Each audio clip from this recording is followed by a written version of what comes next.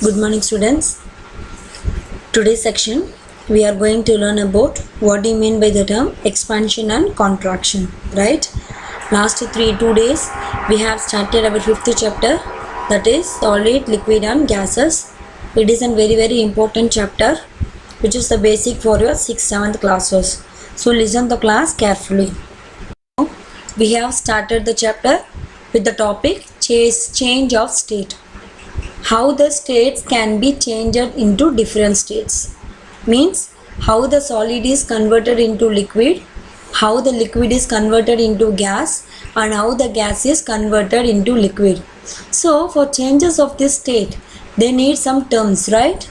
Yesterday we have discussed about melting point, right? Melting process. And today we are going to discuss about what do you mean by vaporization and condensation. So the process by which the liquid they are changes into the gases, it is called as a vaporization process. For this process we need two terms. First one is called as a boiling and second one it is called as an evaporation. So during the boiling what will happen? So maybe you have seen your mother boiling the water, right? What will happen? We have to take a water and we have to put it in the pan. Now heat that one. What will happen? The water started heating, right or not? Water starts boiling. How this take place? So when the liquid started heating, the particles will started move from one place to another, right? So on heating, the particles they start moving faster from due to force of attraction, they will break. At certain point, what will happen? The particles will break free and they will move out. So at that temperature, the liquid, that is the character of the liquid, they are completely changed into the gases. The temperature point, it is called as a boiling point. I am repeating, listen. The process by which the liquid changes into the gases, it is called as a vaporization process. It can be done by the two methods. First one is called as a boiling method and second one is called as an evaporation method. So in boiling method what happened? The liquid is heated. So during heating what will happen? The liquid slowly loses its character and they are converting into the liquid. On heating, the particles start moving faster and they will overcome the force of attraction. So at a particular temperature, all the liquid, they are converted into the gases. It is called as a melting boiling point. Okay. Next one is called as an evaporation. Here also what happened? The liquid changes into the gas at a temperature, but the boiling point will be very low. So this is because some particles on the surface of the liquid, they have the sufficient energy to break free from the rest of the liquid particle. Example, drying on a puddle. Okay, what is an evaporation process? At a particular boiling means we need a particular boiling point. But in evaporation what happened? About that temperature, boiling point temperature, the liquid is converted into the gases. For example, for boiling point of the water is 25. Suppose the boiling point of the water is 25 but in boiling process. But in evaporation process, below the 25 temperature itself, the water started converting into the gases. That method, it is called as an evaporation method. Okay. And then third one, it is called as a condensation process. Here what happened? The gases are completely converted into liquid in the form of cooling process. So in the particles of the gas, what will happen? They are very loosely packed. You know what are the properties of the gas, right?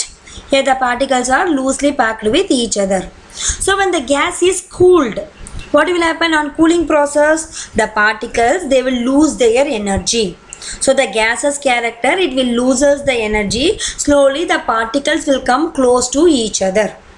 Okay, so then what happened? The interparticular force of attraction will be increasing. So here also the particular point, the gases started changing into the liquid. Example, formation of the dewdrops on the cold winter night. So these are the process we have seen here. What are the process? Melting, vaporization, evaporation, boiling and condensation. And then now we will see what I mean by the term expansion and contraction.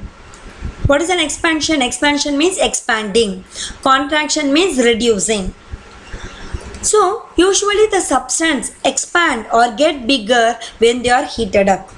Have you ever seen that railway track? If you see in the railway track, what will happen? You can able to see some gaps between the two tracks. Why they are kept there? Because so during the summer season, the temperature will be very high.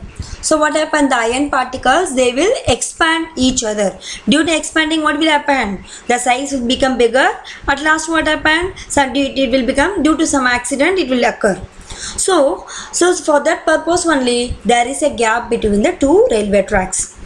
So they usually contract or get smaller when they are cooled down. So the substance will expand on heating and the substance will contract during cooling, right? So during expansion, what will happen? The particles, they gain energy and they start to move faster. Okay, so these forces, what will happen? It will cause an increase in the size of the substance. So the size of the substance will be increasing on heating. So this process, it is called as an expansion process. I'm repeating, listen. So two steps we have seen. One is called as an expansion and second one is called as a contraction. So usually the substance, so when they are heated, they will expand, and when they are cooled, they will be contracting smaller. Okay, so when the substance expands or contract, what will happen? The particles stay the same size, but it is a space between the particles that will change.